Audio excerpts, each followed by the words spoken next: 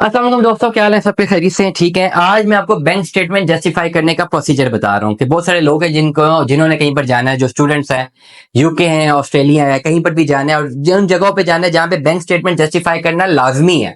मतलब आपके अकाउंट में 65-70 लाख रुपया होना चाहिए। ओवरऑल अगर आपने स्टूडेंट वीजा पे कहीं भी जाना है, ऑस्ट्रेलिया जाना है, इंग्लैंड जाना है, यूके जाना है, आपने फ्रांस जाना है, कहीं पर भी जाना है, 15-16 लाख रुपए आपका एक्सपेंस आता है, जो कि जेन्युइन एक्सपेंस है, जिसमें 8-10 लाख से ज्यादा तो आपकी फीस पे करते हैं आप पहले सेमेस्टर की। फिर आपको टिकट्स वगैरह करने हैं, कंसल्टेंसी फीस है, डॉक्यूमेंट्स है, ट्रांसलेशन है, एवरीथिंग। तो 16-17 लाख रुपए तो आपको लगता है। अब इसके बावजूद जब आप वीजा अप्लाई करते हैं, तो जब आप वीजा के लिए एम्बेसी जाते हैं, तो एम्बेसी आपको ये कहती है कि भाई आप जा तो रहे वहां पे, आपके पास अकाउंट में पैसे नहीं है, तो आई एम अफ्रेड कि आप पढ़ने के लिए वहां पे नहीं जा रहे, आप तो खाली इसलिए जा रहे हैं कि आप वहां पे किसी तरह स्विच कर जाए, वहां पे आप असाइलम ले लें या काम करें, जो कि इलीगल है उनके पर्टिकुलर डोमेन में। तो मैं अलाउ नहीं करता। इसलिए एम्बेसी में जब आप वीजा अप्लाई करते हैं, तो आपके अपने अकाउंट में 65 से 70 लाख रुपए की स्टेटमेंट चाहिए होती है, जिसमें आप ये क्लेम करते हैं कि मैं सिर्फ और सिर्फ वहां पे पढ़ने के लिए जा रहा हूँ। 4 साल का जो है मेरा वीजा है, मेरा कोई काम करने की इंटेंशन नहीं है। 10 लाख में फीस ऑलरेडी पे कर चुका हूँ, और ये 4 सालों की फीस जो है, हर साल 10 लाख 15 लाख की फीस मेरे पास ऑलरेडी मेरे बैंक अकाउंट में मौजूद है। इसलिए अलाउ मी टू गो। जब आपके पास यूनिवर्सिटी का लेटर होता है, ऑफर लेटर होता है, एडमिशन मिल गया होता है, देन आप जा सकते हैं। देन जो आपका वीजा एम्बेसी जो है प्रॉब्लम नहीं करती, उनके वो देखते हैं, खाली उनका एक बेंचमार्क होता है कि आपके अकाउंट में 60-70 लाख रुपए पेड हो। अब बहुत सारे लोग ऐसे हैं जो 16-17 लाख रुपए तो मुश्किल से क्लियर कर सकते हैं। जो स्टूडेंट्स हैं, वो 60-70 लाख रुपए की अमाउंट नहीं क्लियर कर सकते, उनके पास नहीं होता। अगर इतने पैसे हो तो वो पढ़ने क्यों जाए बाहर, वो यहाँ पे अपना कारोबार क्यों ना शुरू करें। अब उसके लिए वो मार्केट से करते हैं bank statement justify, bank statement को मैनेज करते हैं। अब ये होता कैसे, ये प्रोसीजर कैसे होता है, ये मैंने नहीं करना, मैं बता रहा हूँ बड़ा क्लियरली। ओवरऑल प्रोसीजर बता रहा हूँ कि अगर आपने अपनी बैंक स्टेटमेंट मैनेज करनी है, तो what is the procedure. Procedure ये होता है कि अगर आपको 65-70 लाख रुपए की अमाउंट चाहिए, तो आप मार्केट में हंट करते हैं इन्वेस्टर्स को। वो इन्वेस्टर्स जो कि जिनके पास पैसे होते हैं, करोड़ों रुपए जिनके पास पड़ा है, और वो इन्वेस्ट करते हैं। वो पैसा या वो रियल एस्टेट में इन्वेस्ट किया होता है, या उन्होंने डॉलर में इन्वेस्ट किया होता है, या उन्होंने जो है कहीं पर इन्वेस्ट किया होता है स्टॉक मार्केट में।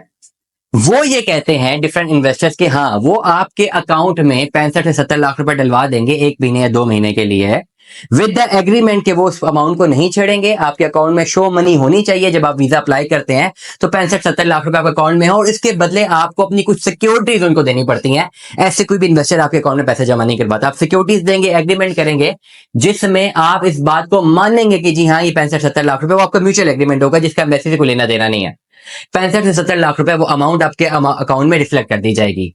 लेकिन उसके अगेंस्ट आपको उस इन्वेस्टर को अमाउंट पे करना पड़ेगी, जो अमाउंट अगर उसने किसी और जगह पे इन्वेस्ट किया होता है, लेट सपोज 60 से 70 लाख रुपया, और वहां पे उसको जो रिटर्न ऑन इन्वेस्टमेंट आ जाता है, मे बी 60-70 लाख इन्वेस्ट करके महीने में, he is capable of earning 2 to 3 lakh rupees per month against that money.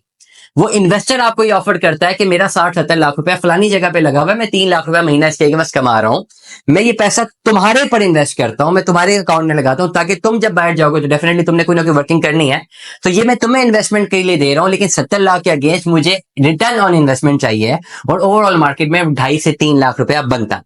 अब इसमें यह है कि फॉर एग्जांपल अगर आसान लफ्ज में बताऊं, तो आपने किसी भी इन्वेस्टर से पैसा उठाया 60 से 70 लाख रुपए अपने बैंक अकाउंट में, तो वो इसके ऊपर आपसे 3 लाख रुपीज अपने चार्जेस लेगा, इन्वेस्टमेंट चार्जेस कह लें, कुछ भी कह लें, वो आपसे लेगा इस कंडीशन पे कि वो 70 लाख रुपए आप पे इन्वेस्ट कर रहा है। अब मेरी अगर जाती राय ये देखें, मेरी जाती राय ये कहती है, ओवरऑल 2 राय है। एक तो राय है कि बिजनेस की एक अपॉर्चुनिटी की बात करूं कि इन्वेस्टर ने 70 लाख मार्केट में लगाया, उसने उठा के आपके बैंक में लगा दिया है, तो उसको उसके अगेंस्ट जो पैसा मिलना था वो आपसे डिमांड कर रहा है। लेकिन मेरी जाती राय कहती है कि सूद में भी आता है इन्वेस्टर के पॉइंट ऑफ व्यू से, कि इन्वेस्टर क्या कर रहा है कि वो 70 लाख रुपया जो है दे रहा है, और 70 लाख के एवज जो है डायरेक्टली और इनडायरेक्टली 73 लाख वापस दे रहा है। तो इसमें कोई ना कुछ एक आ सकती है। आप अपने सूद की जो शरई पाकिस्तान का लॉ है और शरीयत का जो लॉ है, उसको आप जरूर स्टडी करें। मेरा मकसद है सिर्फ और सिर्फ वे आउट बताना। मैं एडवाइस कभी भी नहीं करता कि आप 70 लाख किसी से उठा के अपने अकाउंट में डाल लें और चले जाएं। It's sort of illegal activity, to be very straightforward. लेकिन ओवरऑल एक्टिविटीज मार्केट में कैसे जनरेट होती हैं, as per education point of view में आपको बता रहा हूं, नॉलेज पॉइंट ऑफ व्यू में। लेट अस सपोज आप किसी भी अपने ब्लड रिलेशन से, आप किसी बाइट इन्वेस्टर के पास नहीं जाते, ब्लड रिलेशन के पास जाते हैं, उससे कहते हैं जी मुझे 70 लाख रुपए दे दें। वो 70 लाख आपको देता है, वो कहता है मेरा तो स्टॉक मार्केट पे इन्वेस्ट हुआ, मैं हर महीने से 3 लाख रुपए कमा रहा हूँ, मैं 1 महीने के लिए पैसे तुम्हारे अकाउंट में डलवा देता हूँ, मुझे तुम चेक दे देना, ठीक है, मेरे नाम का, और 1 महीने के अंदर मुझे जो है 3 लाख रुपए प्रॉफिट तुम दे दो। वो प्रॉफिट उस पैसे से दें, वो पैसा जनरेट करें ना करें, वो अपने ऊपर लगाएं, आगे दें, दैट्स अनदर स्टोरी। आपका एक्सपेंस क्या होगा कि 17 लाख जो आपका लग रहा था जाने का, आपका 20 लाख लग जाएगा। आपने 17 लाख की बजाय 20 लाख रुपए पे कर दिया अपनी जेब से, आप बाहर चले गए, वो 70 लाख जो उसके अमाउंट था, 3 लाख आपने उसको कंसल्टेंसी के एवज पे कर दिया, कंसल्टेंसी के एवज, इन्वेस्टमेंट के एवज। अब ये सही है या गलत है, दैट्स अ बिग डिबेट। ये सूद में आता है या नहीं आता, दैट्स अनदर बिग डिबेट। लेकिन ओवरऑल वो तमाम तर लोग जो फंसे हुए हैं, जिनके पास 16-17 लाख रुपए की अमाउंट है और वो जो है जाना चाहते हैं 60-70 लाख रुपए नहीं है, तो वे आउट तो यही है। अब एक और वे आउट ये भी है कि आप किसी भी ब्लड रिलेशनशिप में 60-70 लाख रुपए आपके अकाउंट में डलवा दे एक महीने के लिए, आप फ्लैग कर जाए, आप वापस ले ले, वो आपसे ना ले, इन्वेस्टमेंट अपॉर्चुनिटी कॉस्ट ना ले। लेकिन अगर वो अपॉर्चुनिटी कॉस्ट लेता है तो वो पैसे लेगा। अगर हम इसको फॉरगेट कर दें, हम इस बात पे नहीं जाते, आप बैंक से लोन ले लें, किसी के भी नाम पे 60-70 लाख का लोन लेके आप वो सबमिट करवा दें, लेकिन उसमें फिर आपको लीगली अग्री और डिसएग्री आपको उसके ऊपर इंटरेस्ट देना है। लेकिन अगर आप इस्लामिक फाइनेंसिंग पे जाते हैं तो उस पे भी आपको रिबा देना, रिबा फ्री वो कहते हैं, है वो भी टू सम एक्सटेंट, मेरी जाती राय में वो भी पैसे के ऊपर पैसा सूद ही बनता है, मेरी जाती राय है। लेकिन जब आप इस्लामिक बैंकिंग को इन्वॉल्व करते हैं तो एटलीस्ट आपके साथ एक फतवा लग जाता है कि ये सूद नहीं है, तो आप इस्लामिक बैंकिंग से भी पैसा ले सकते हैं, आप ओवरऑल कमर्शियल बैंकिंग से भी पैसा ले सकते हैं, ये गवर्नमेंट अलाउ करती है, आप किसी इन्वेस्टर से भी पैसा ले सकते हैं, ये मार्केट में भी इन्वेस्टर से पैसा ले सकते हैं। लेकिन आपको अगर आपका 17 लाख रुपया आपका एक्सपेंस है तो आपका 30-20 लाख रुपया हो जाएगा। अब आपने डिसाइड खुद करना है।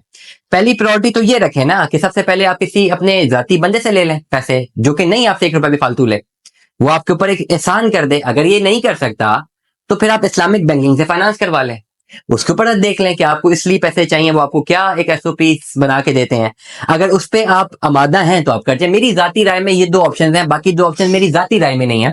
मुझे लगता है कि सूद में आता है, मुझे लगता है कि ये नहीं होना चाहिए, ये सूद में आता है, मुझे लगता है कि सूद में आता है और ये नहीं होना चाहिए। लेकिन ओवरऑल ये जो प्रैक्टिस है मार्केट की, जो हमें रिसर्च में पता लगती हैं, मेरा काम है कि मैं आपको व्लॉग के जरिए आपको एजुकेट करूंगा। अगर आप बाहर जाने का इरादा रखते हैं तो कौन कौन सी अपॉर्चुनिटीज आपके पास मौजूद है और वे आउट क्या, प्रोसीजर क्या है। मेरी कोशिश होती है कि हमेशा आपको प्रोसीजर ही बताऊं। दुआ में याद रखिएगा, अपना बहुत सारा ख्याल रखिएगा। स्टे ट्यून में 10 अल्लाह हाफिज़।